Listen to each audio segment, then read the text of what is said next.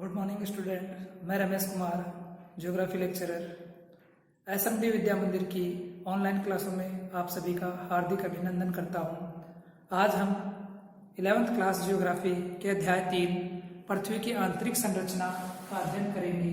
पृथ्वी की आंतरिक संरचना के बारे में विभिन्न विद्वानों के अलग अलग मत थे, तो क्या विभिन्न विद्वानों ने अलग अलग आधार पर पृथ्वी की आंतरिक संरचना को जानने के बारे में प्रयास किया। उन्हीं प्रयासों में से सबसे सटीक प्रयास है भूकंप। भूकंप के माध्यम से भी पृथ्वी की आंतरिक संरचना कैसी है पता लगाया जा सकता है। तो आज हम जानेंगे भूकंप और भूकंप से जुड़ी हुई कुछ विशेष बातें। पिछले अध्याय में हमने भूकंप मापी जो यंत्र है उन भूकंप मापी यंत्रों का अध्ययन किया था। आज हम भूकंप से जुड़े हुए कुछ अन्य शब्द है, कुछ शब्दावली है, उनका अध्ययन करेंगे। पहला क्वेश्चन बनता है भूकंप मूल किसे कहते हैं?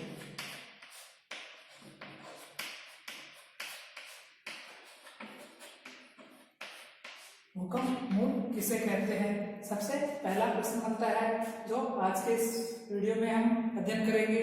भूकंप मूल किसे कहते हैं?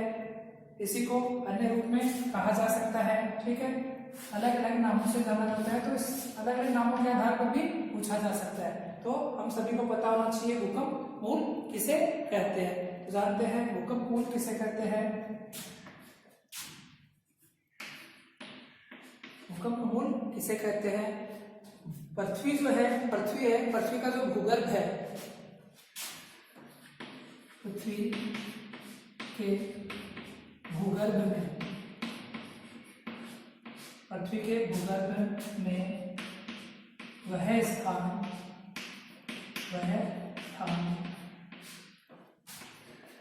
जहां पर, पृथ्वी के भूगर्भ में वह स्थान जहां पर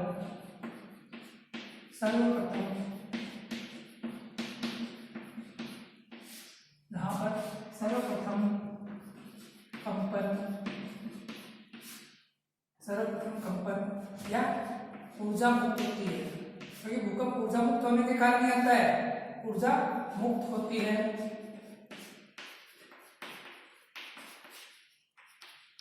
पृथ्वी के भूगर्भ में वह स्थान जहां पर सर्वप्रथम कंपन या ऊर्जा मुक्त होती है, कंपन होता है, कंपन होता है, उस स्थान को भूकंप मूल होता है, उसे भूकंप मूल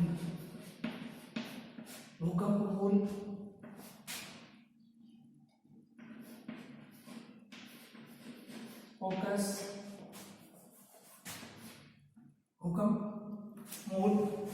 भूकंप मूल फोकस या हाइपोसेंटर या भूकंप उद्गम केंद्र के नाम से भी जानते हैं। उस स्थान को भूकंप मूल फोकस या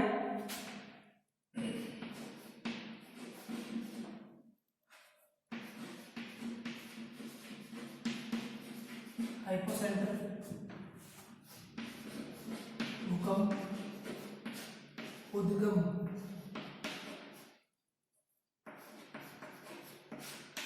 केंद्र आदि नामों से जाना जाता है। तो प्रश्न किसी भी प्रकार से पूछा जा सकता है, किसी भी प्रकार से पूछा जा सकता है कि फोकस किसे कहते हैं, भूकंप मूल किसे कहते हैं, भूकंप मूल किसे कहते हैं, भूकंप अधिकेंद्र क्या होता है, हाइपोसेंटर किसे कहते हैं। तो इन सभी का एक ही जवाब है कि पृथ्वी का जो भूगर्भ है, पृथ्वी के भूगर्भ में वह स्थान जहां से सर्वप्रथम ऊर्जा मुक्त होती है या वह स्थान जहां पर सर्वप्रथम कंपन महसूस होता है, तो उस स्थान को भूकंप मूल कहते हैं। जैसे ये पृथ्वी का धरातल है, यह पृथ्वी का धरातल है, पृथ्वी के धरातल पर विभिन्न अलग अलग परतें हैं। इन परतों में एक किसी भी निश्चित गहराई पर हो सकता है। जैसे मान लेते हैं इस निश्चित गहराई पर यहाँ पर किसी भी वजह से सर्वप्रथम ऊर्जा विमुक्त हुई है, तो यह ऊर्जा चारों दिशाओं में अलग अलग गति से अलग अलग तरंगों के माध्यम से विचरण करेगी। लेकिन सबसे पहले इस स्थान पर ऊर्जा उन्मुक्त हुई है। सबसे पहला जो कंपन है वह इस कंपन इस स्थान पर हुआ है, तो यह स्थान क्या कहलाएगा? FOCUS, फोकस, भूकंप मूल, मूल, भूकंप मूल, अधिकेंद्र या हाइपोसेंटर के नाम से जाना जाएगा। तो पृथ्वी के भूगर्भ में वह स्थान जहां पर सर्वप्रथम कंपन महसूस होता है, कंपन उत्पन्न होता है, उस स्थान को क्या कहते हैं? भूकंप मूल या भूकंप अधिकेंद्र, भूकंप उद्गम केंद्र। दूसरा प्रश्न बनता है भूकंप अधिकेंद्र, अधिकेंद्र, भूकंप अधिकेंद्र किसे कहते हैं? किसे कहते हैं? या इसी प्रश्न को पूछ लिया जाए एपी सेंटर किसे कहते हैं? एपी सेंटर किसे कहते हैं यह पूछा जा सकता है। या भूकंप अधिकेंद्र किसे कहते हैं? ये तो था भूकंप उद्गम केंद्र या भूकंप मूल या फोकस। यह है भूकंप अधिकेंद्र किसे कहते हैं। तो भूकंप अधिकेंद्र किसे कहते हैं? पृथ्वी के धरातल, पृथ्वी के धरातल पर भूकंप मूल, पृथ्वी के धरातल पर भूकंप मूल के ठीक ऊपर, ठीक ऊपर, पृथ्वी के धरातल पर, पृथ्वी के धरातल पर भूकंप मूल के, भूकंप मूल के ठीक ऊपर का जो स्थान होता है, ठीक ऊपर का वह बिंदु, ठीक ऊपर का वह बिंदु, ठीक ऊपर का वह बिंदु,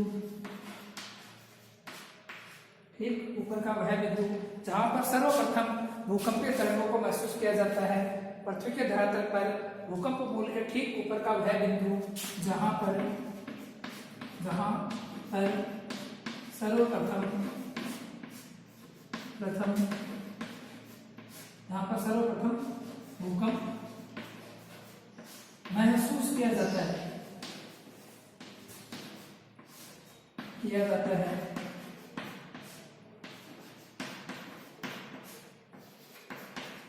किया जाता है,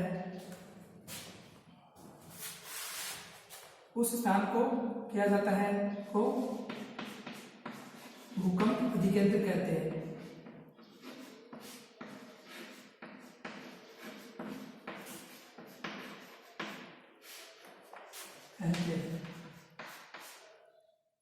कहते हैं। अब यह भूकंप जो अधिकेंद्र है, भूकंप अधिकेंद्र,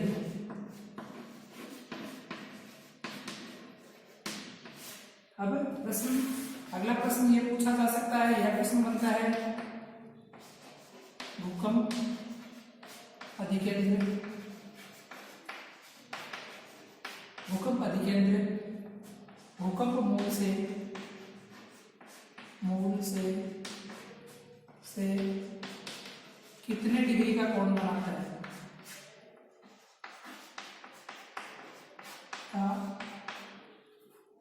कौन बनाता है या भूकंप मूल है या भूकंप मूल और भूकंप अधिकेंद्र के मध्य कितने डिग्री का कोण होता है? तो भूकंप अधिकेंद्र भूकंप मूल से, भूकंप अधिकेंद्र भूकंप मूल से 90 डिग्री के कोण पर होता है। भूकंप अधिकेंद्र जो है एपिसेंटर, भूकंप अधिकेंद्र कहते हैं, इसी को APICENTER, एपिसेंटर भी कहते हैं। तो भूकंप अधिकेंद्र या एपिसेंटर जो होता है वो भूकंप मूल से 90 डिग्री के कोण पर होता है। 90 डिग्री से तात्पर्य है, जैसे मान लेते हैं ये पृथ्वी का ये वाला पृथ्वी का धरातल है, ठीक है, ये पृथ्वी का धरातल है और इस धरातल के किसी एक गहराई पर भूकंप उत्पन्न हुआ है। तो यह इस गहराई पर भूकंप उत्पन्न हुआ है, तो ये तो क्या हो गया भूकंप मूल, ये वाला भूकंप मूल हो गया मूल, क्योंकि पृथ्वी के गर्भ में भूगर्भ में जिस स्थान पर सबसे पहले कंपन होता है, ऊर्जा मुक्त होती है, उसे हम फोकस भूकंप मूल या हाइपोसेंटर कहते हैं। तो ये तो हो गया भूकंप मूल। इस बिंदु से बिल्कुल 90 डिग्री का कोण बनाते हुए पृथ्वी के धरातल पर 90 डिग्री का कोण बनाते हुए ये कोण कितना डिग्री का हो गया 90 डिग्री। यह कोण कितने डिग्री का हो गया 90 डिग्री का कोण हो गया। तो इस 90 डिग्री के कोण पर पृथ्वी का जो धरातल है उस धरातल पर ये वाला बिंदु, इस वाले बिंदु को क्या कहेंगे हम, इस वाले बिंदु को क्या कहेंगे अधिकेंद्र, भूकंप अधिकेंद्र या एपिसेंटर, एपिसेंटर। क्लियर? भूकंप से जुड़े हुए ये 2-3 क्वेश्चन और बन सकते हैं। भूकंप मूल किसे कहते हैं, भूकंप अधिकेंद्र किसे कहते हैं, एपिसेंटर, फोकस, या इनके बारे में पूछा जा सकता है। तो ये आप सभी के क्लियर हो गए होंगे। अब अगले वीडियो में, अगली क्लास में जो भूकंपीय तरंगे हैं, भूकंपीय तरंगे हैं, अलग अलग व्यवहार, अलग अलग विचरण, अलग अलग गति के आधार पर भूकंपीय तरंगों को अलग अलग नाम दिया गया है। तो उन भूकंपीय तरंगों के बारे में अध्ययन करेंगे।